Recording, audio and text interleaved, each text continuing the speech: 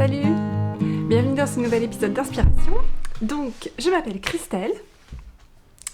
Je suis une teinturière et tricoteuse acharnée et je vous propose un épisode de podcast tous les lundis à 17h sur ma chaîne YouTube et je vous envoie aussi une newsletter tous les lundis à 17h et en général je fais une mise à jour de la boutique le lundi à 17h. Sauf en ce moment, c'est un petit peu particulier parce qu'il y a pas mal de salons et qu'il y a pas mal de choses dans ma vie perso qui s'accélèrent avec un déménagement prévu au mois de juin. Mais voilà comment ça fonctionne en temps normal et on va retrouver un petit peu ce fonctionnement au mois de mai. Aujourd'hui, pas de mise à jour particulière. La newsletter, c'est juste un coucou et le podcast, c'est le débrief du salon Bretzeln et un petit tour d'horizon des projets en cours et tout ça. Voilà, donc j'espère que vous allez bien. Si vous êtes, ça c'était si vous étiez nouveau. Si vous êtes des habitués du podcast, merci beaucoup de me rejoindre à nouveau aujourd'hui. C'est toujours un grand plaisir. D'ailleurs, je me suis posée dans mon fauteuil, j'ai fait C'est vraiment un moment de détente en fait pour moi le podcast. D'ailleurs, j'ai mon café. Il manquerait plus que j'arrive à tricoter. J'arrive à tricoter en faisant plein de choses. J'arrive à tricoter en marchant, j'arrive à tricoter en écoutant des livres audio, j'arrive à tricoter en regardant la télé, plein de trucs. Mais tricoter en un podcast, pas encore. J'ai vu il y a des podcasteuses qui arrivent, hein. Mais moi j'y arrive pas. Mais ça complète vraiment l'impression qu'on est en train de se faire un petit apéro tricot ensemble ou suivant l'heure. Ou un café tricot, ou voilà. Il manquerait plus que ça. Mais peut-être essayer, on verra. Alors, je vais commencer par Bretzeln. C'était génial. Je suis grande. On me l'a dit au moins 10 fois. Oh, mais vous êtes grande, en fait, je pensais que vous étiez toute petite. Alors là, le pire du pire est toute menue. Il aurait bien fallu que je fasse le podcast pour entendre ça. Hein. Moi, je suis une grande bringue d'1m75, d'accord ? On m'a jamais dit ça, ok ? Et je suis pas menue. Je suis grande, d'accord ? Ça me fait toujours un effet, mais comment est-ce possible ? Oui, c'est parce que vous me voyez assise, vous n'avez pas d'échelle à côté de moi, j'ai pas spécialement grosse tête. Voilà, je suis grande.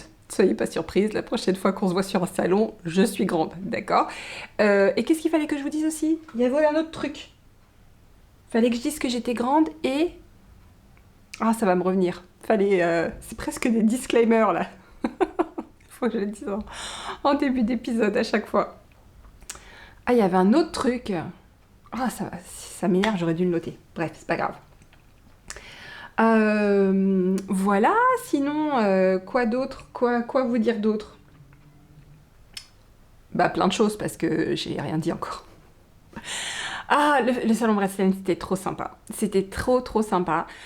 Déjà, les organisatrices, donc c'est l'amicale du coin de Rittershofen, l'amicale de la laine, je crois. Je sais plus exactement le nom de leur association, mais... Elles sont une bonne vingtaine, hein, et en fait, elles sont très actives avec Monique, en fer de lance, tricoteuse intrépide, qui tricote, qui n'a peur de rien, qui fait de la brioche, qui organise un salon. Et donc, au départ, on lui a dit plusieurs fois « Mais t'es folle ?» Elle a dit « Oui !» Et elle a fait son salon. Voilà, donc un gros bisou à Monique. Un gros bisou à Martine qui m'a aidée sur le salon puisque j'étais toute seule sur ce salon. Donc Martine m'a donné un grand coup de main tout le week-end. Elle a été géniale. Franchement, c'est une commerciale, Martine. Mais moi, elle me bluffait, quoi. J'étais sur le stand, je la regardais faire. Limite, j'ai pris des cours de vente avec Martine, d'accord ? Un énorme bisou, Martine. Et puis un énorme bisou à toutes les autres, à Caroline, à Véronique, à Corinne, à toutes les cuisinières. Ah mon Dieu, Bretzeln dans mon esprit maintenant, c'est gâteau. L'amicale est réputée, parce qu'elle participe à d'autres événements dans leur région, dans leur coin, et elles sont réputées pour leurs gâteaux. Oh, les gâteaux! Oh my god, les gâteaux! Mais tous les jours, plus d'une vingtaine de gâteaux, les 3/4 faits maison, du millefeuille maison. Mais vous vous rendez compte ? J'avais jamais vu ça. Du millefeuille maison. Des crumbles à tout. Ok ? J'ai pris un crumble à la quetch, c'était une tuerie. Et j'ai particulièrement apprécié, il était pas très sucré, parce que moi j'aime pas trop le sucre, et là franchement, c'est pour vous dire, je suis pas très gâteau ni dessert d'habitude. Moi je suis plutôt fromage, voilà. Mais là, waouh, waouh, trop bien. Et alors, le lieu était super, on était très bien installés. En plus, elles nous ont mis, on était dans une petite allée on était tous potes. Il y avait une très bonne ambiance. Moi, j'étais en face de Madeleine et Philibert et l'atelier teinture. Juste à côté, il y avait Ludie. Mes voisins, c'était Laine de Mout et juste un peu plus loin, c'était Tinctura. Donc, autant vous dire qu'on était bien. On était très bien. Bien entourés. C'était hyper festif aussi le soir. On s'est fait des restos et tout. C'était trop cool. Le premier soir, il y a eu un buffet. Alors là, ça annonçait la couleur. Le buffet de la première soirée, ça annonçait la couleur. Euh, D'ailleurs, j'avais honte. Je- Parce que vous avez dit, bon, les exposants, ramenez un truc de votre région, machin. Et très sincèrement, j'ai zappé, d'accord? Et en plus, moi, je suis un peu les fesses entre deux chaises au niveau des régions, parce que clairement, quand même, en région parisienne, il n'y a pas une spécialité. Genre, on sait qu'on va en région parisienne pour manger ce truc. Donc, bon, voilà. Et en Normandie, bah, il y a plein de trucs, mais j'y étais pas, d'accord? Donc, et je viens de me renverser du café sur mon jean.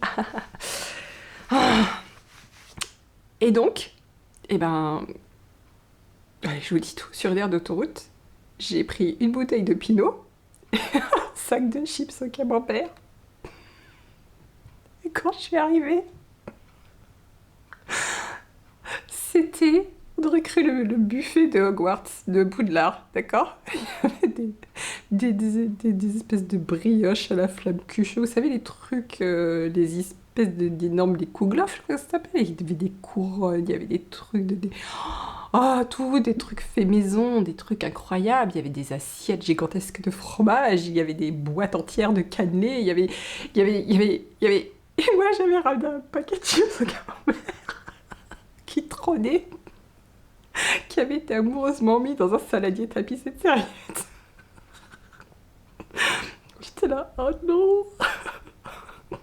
Promis, Bretzel, l'année prochaine, je fais mieux. Je vous ramène du camembert au lait cru pané. On va mourir dans la voiture, ça intoxiquera tout le monde, d'accord, sur le buffet, mais l'année prochaine, je sens l'artillerie lourde, d'accord? Je me fais pas lourde, je me fais pas voir deux fois, ok? Parce que là, franchement,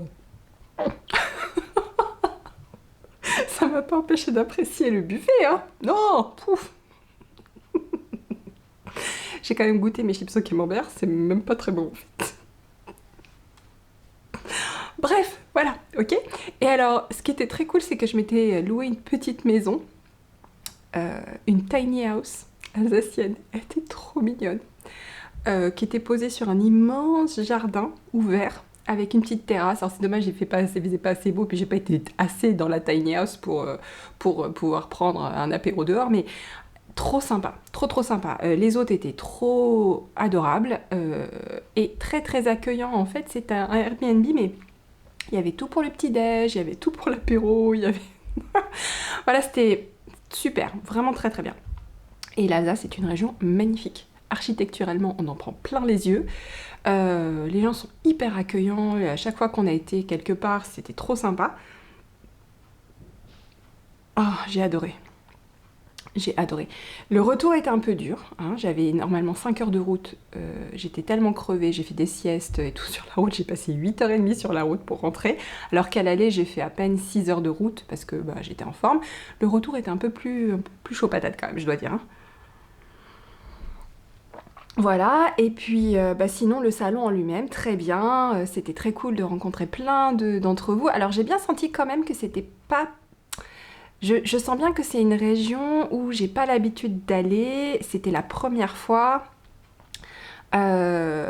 C'était aussi une découverte pour plein de gens qui sont venus sur le salon.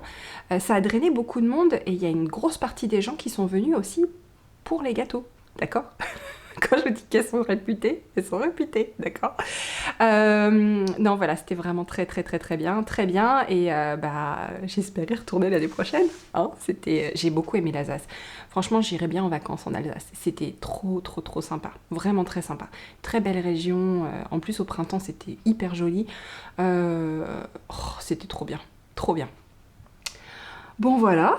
Alors, prochain salon. Oui, alors les salons. Prochain salon, c'est Laine en Or à Le Quesnoy ou au Quesnoy. C'est dans le 59. 13 et 14. Je dis pas de bêtises, hein. C'est bien ça. Parce que parfois, je me plante sur les dates de 20 jours. Alors, non, mais 13-14, c'est ça. 13 et 14 mai. Et puis après, au mois de juin, on enchaîne. 3 et 4 juin à Porto, 10 et 11 juin au Bigou de Laine. Après, c'est la mort, je déménage. Et après, 1er et 2, c'est le fil de la Manche à Elbeuf-en-Bray. Je joue presque à domicile.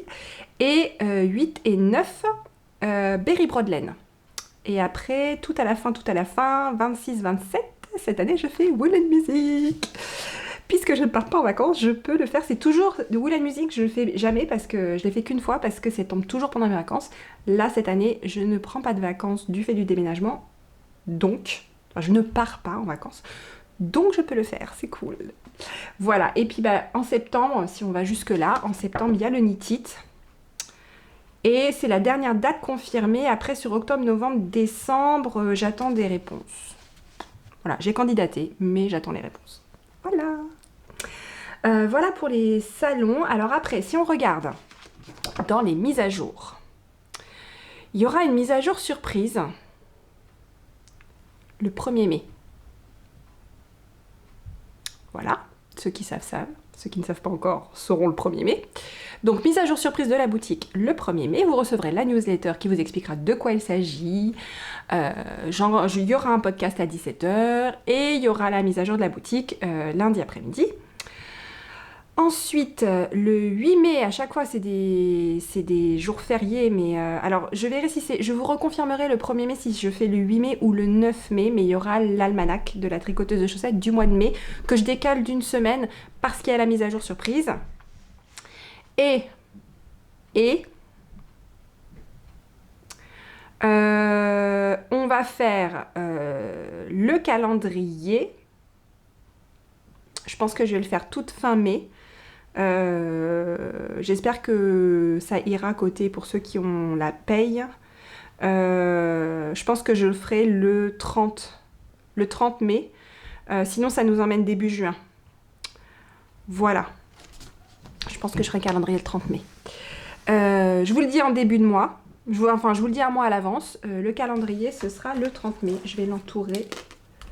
30. Donc 3 trucs au mois de juin sur la boutique. Le 1er, le 8 ou le 9 à reconfirmer. Et le 30. Ok? Et je vous reconfirme tout ça. Alors, quoi d'autre? Eh ben, le tricot maintenant. Je vais vous parler tricot. Oh, j'ai une vieille tache toute pourrie sur mon jean maintenant. Alors, côté tricot.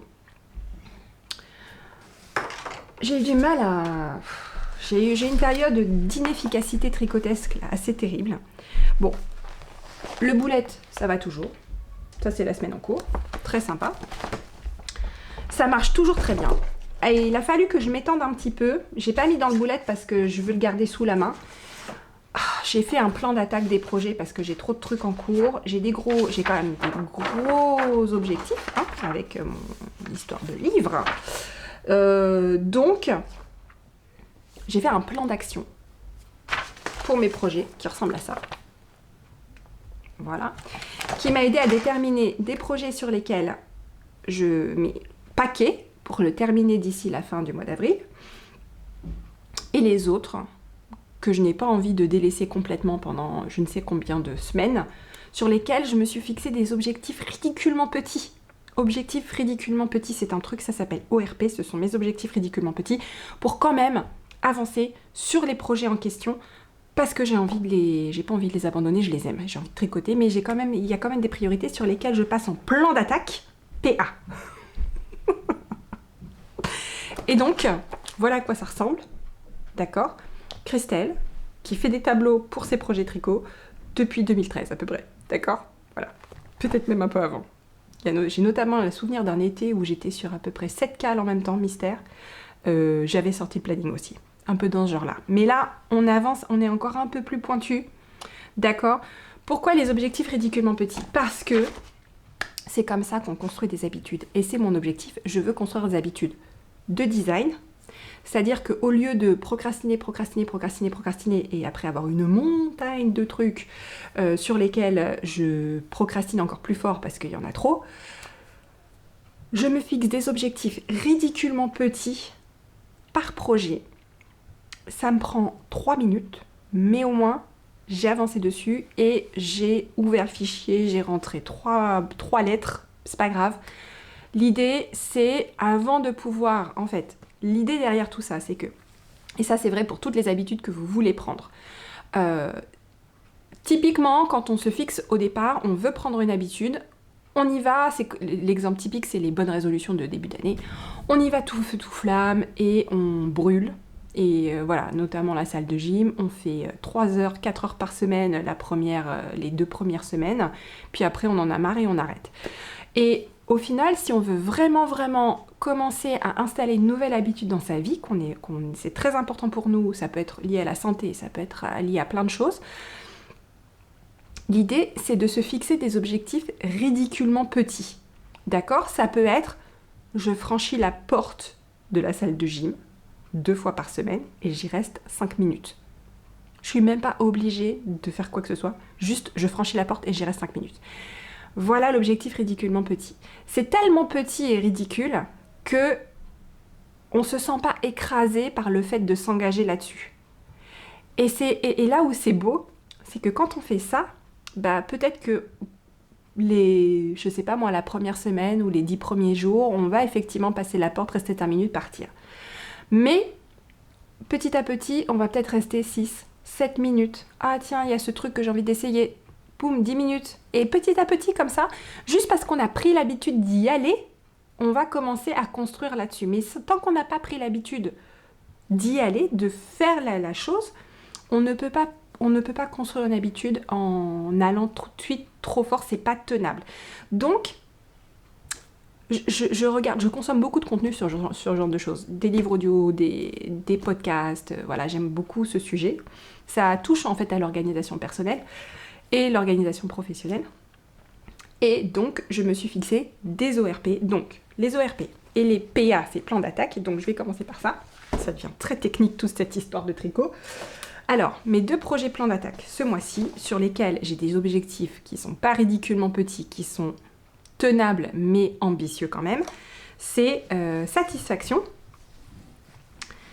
Et donc c'est satisfaction 3e du nom, d'accord, puisque j'en ai encore un autre sur les aiguilles et j'en ai un. Le premier c'était la version sport sur laquelle je suis assise, je crois. Oui, voilà.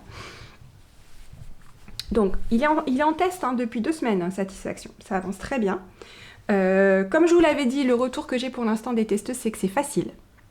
Voilà, il faut être attentif pendant les 2 premières répétitions et après ça brûle le cerveau et on n'a plus besoin du patron. Et là, en fait, aujourd'hui, je dois envoyer les instructions pour la bordure. J'ai un truc dans l'œil. Ce qui est totalement jouable, puisque, en fait, ce qui me manquait pour envoyer les instructions pour la bordure, c'est que, comme d'habitude, j'avais pas pris des très bonnes notes et que j'avais besoin, en fait, de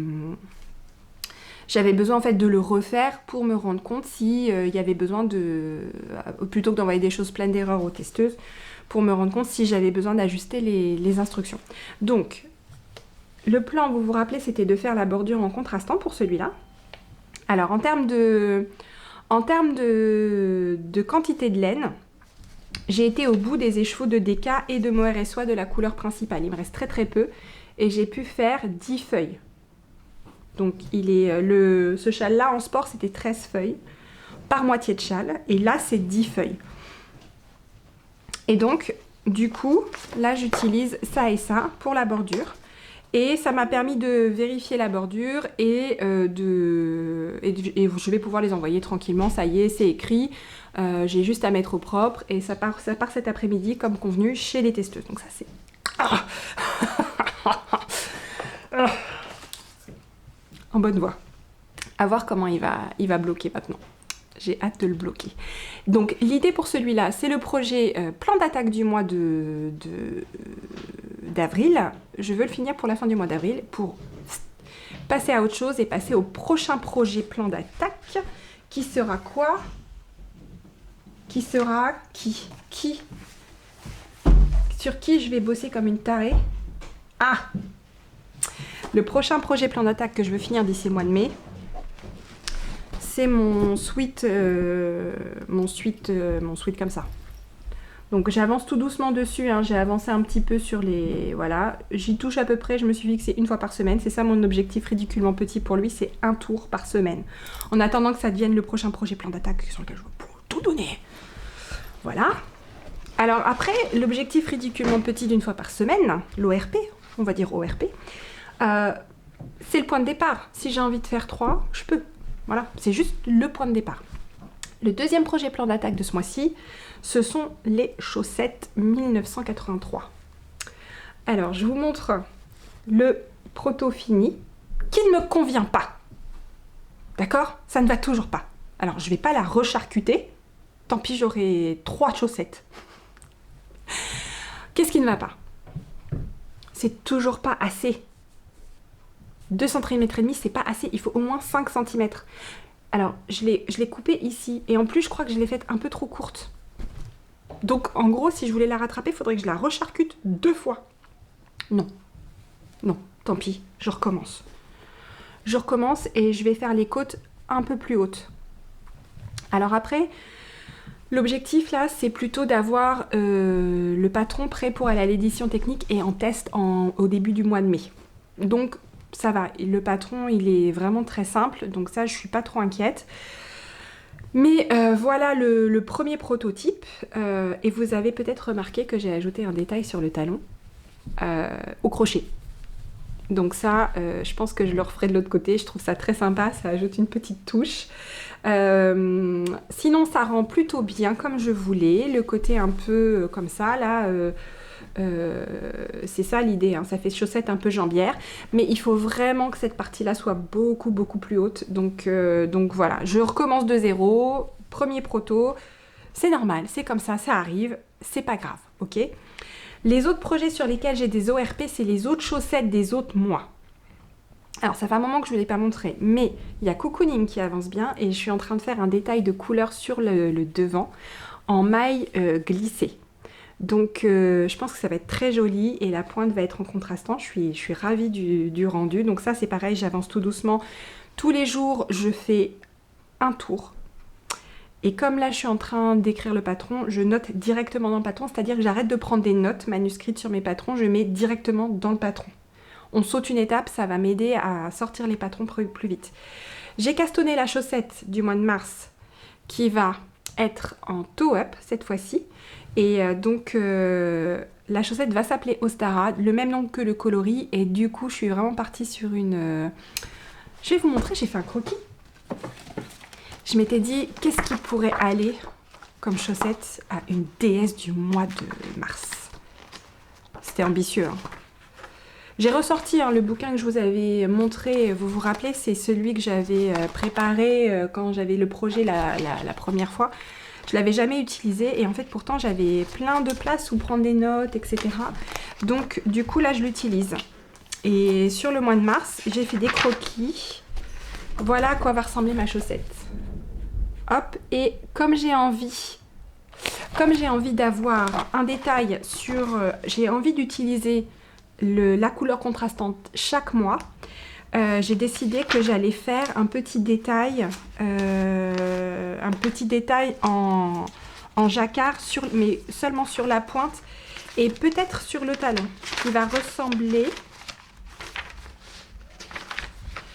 Ça va faire un truc un peu comme ça en fait. Alors j'ai fait différents essais de couleurs, mais ça va ressembler un peu à ça la pointe. Donc là, ça sera très subtil parce que le contraste n'est pas ouf entre Il y aura des moments où les couleurs vont être un peu proches parce que le coloris Ostara est quand même assez... le coloris Ostara est quand même assez foncé. Voilà, et donc ça l'objectif c'est pareil, c'est là tant que je suis sur la pointe c'est 2 tours par jour. Et enfin je suis en train d'échantillonner Desert Rose pour un point. Donc là là je suis en train d'échantillonner le point parce que il est un peu complexe, c'est de la dentelle estonienne, donc j'utilise un dictionnaire de points qui est comme ça, qui est celui-là, qui est un bouquin que mon mari m'a offert, genre pareil en 2012 ou 2013. Il y a des points que j'ai envie d'explorer avec des noppes. Donc je suis en train de juste d'échantillonner et pareil, là je fais un aller-retour sur mon échantillon par jour. Sachant que les objectifs en temps pour tous ces patrons-là sont beaucoup plus loin dans le temps. Cocooning, ça doit partir en test et en édition technique en juillet. La chaussette Ostara, ça sera au mois d'août et la chaussette d'avril, ça sera en septembre. Donc, je me laisse vraiment beaucoup de temps et je compte vraiment beaucoup sur cette capacité à avancer petit à petit pour tenir le projet. Et c'est pour ça que c'est très important d'ancrer les habitudes avec les objectifs ridiculement petits en attendant que ça devienne les projets plans d'attaque. Je ne sais pas si cette organisation va tenir dans le temps, mais si ça tient dans le temps, bon, je vous en informerai. Au moins, j'ai le sentiment de faire des progrès là-dessus. Et donc, ça, c'était pour les objectifs ridiculement petits des chaussettes, où là, il y a une action par jour. Après, pour les projets un peu plus gros, là, c'est une action par semaine. Donc, hier, par exemple, j'avais Broadleaf. Et Broadleaf, j'ai commencé la couleur verte. Donc, j'ai fait un passage de relais, là, en alternant... en faisant juste une petite ligne de vert et une petite ligne de bleu, et ça y est, je suis dans le vert. Donc ça avance tout doucement. Mon objectif, par exemple, pour hier soir, c'était de faire juste cette ligne verte. Et au final, comme j'avais fini tout le reste, j'avais avancé sur tout le reste au rythme que je m'étais fixé, je suis passée plus de temps et j'ai bien avancé finalement sur lui, donc c'est cool. Voilà. Et donc aujourd'hui, c'est un aller-retour de réconfort. Et ne croyez pas que j'ai oublié le Cal Ghostbusters, d'accord? Il est là. Je ne l'ai pas oublié. Je suis très en retard dans les traductions. Je n'ai pas abandonné l'idée de vous envoyer des traductions. Je suis vraiment désolée. Heureusement, il y a quand même beaucoup de grilles. Donc celles qui le font, j'espère que vous arrivez à vous débrouiller avec les grilles. Si jamais vous êtes coincé, sachez que j'ai dans ma to-do list de continuer et de finir la traduction des grilles pour ce patron.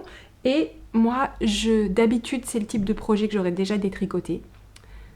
Parce que pas le temps et parce que, voilà, et moins stratégiquement important que les autres. Mais c'est Ghostbusters. Donc... je l'ai inscrit dans les projets sur lesquels je veux avancer un tout petit peu. Il aura peut-être jamais un mois où ce sera un plan d'attaque, mais c'est pas grave, j'ai quand même envie d'avancer dessus, juste pour le plaisir d'avancer dessus. Puisque j'adore, en fait, j'adore, et puis ça me fait trop plaisir d'être dans l'univers de ce film, tout en tricotant, donc voilà. Est-ce que je vous ai tout montré ? Je vous ai montré... Ah oui, j'avance aussi sur Lueur, mais bon, ça c'est le Love Note. J'ai commencé les rangs raccourcis. Il est là. Je vous montre pas mal sur les salons, ça, Lueur. Ça vous montre à comment... En fait, j'ai pas d'échantillon tricoté pour Lueur, mais je vous montre le pull. Je l'emmène à chaque fois avec moi. Donc j'ai commencé les rangs raccourcis. Il y a un moment donné où il va passer en plan d'attaque aussi. Je crois même que j'ai déjà décidé quand. Lueur, ce sera le projet du mois de juillet. Broadleaf, ce sera le projet du mois d'août. Réconfort, ce sera le projet du mois de juin. Ghostbusters, il n'a pas de fin de projet. Voilà. Et du coup, j'aimerais bien aussi me faire un pull avec le coloris du mois d'avril, donc Rose des Sables. Il y en a toujours en boutique si vous êtes intéressés. Les précommandes sont restées ouvertes. Voilà, vous avez beaucoup aimé le contrastant ce mois-ci, donc merci beaucoup. Le contrastant, c'est Fleur de Cactus que je n'ai pas encore voilà, que j'ai mis en cake mais que j'ai pas encore échantillonné. Enfin, si, j'ai tricoté un échantillon. Ah, mais j'ai tricoté un échantillon. Attendez, j'ai tricoté des échantillons, je peux vous les montrer. Fleur de cactus, j'ai pas encore rentré les fils.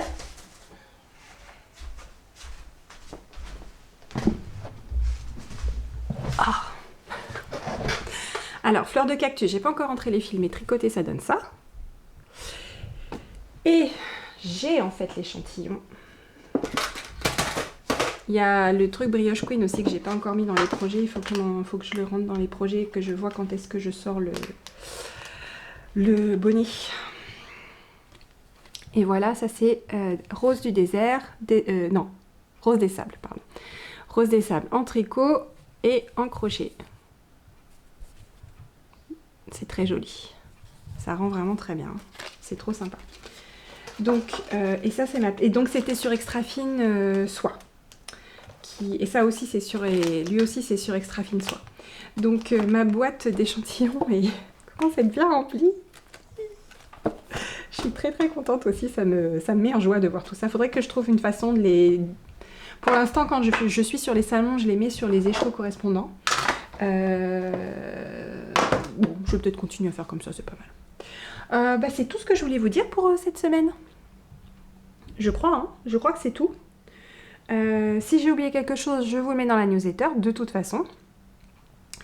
Et puis, on se voit la semaine prochaine. On se voit la semaine prochaine, déjà pour le 1er mai, donc pour la mise à jour surprise. Donc je vous souhaite une très bonne semaine et puis à lundi. Tricotez bien.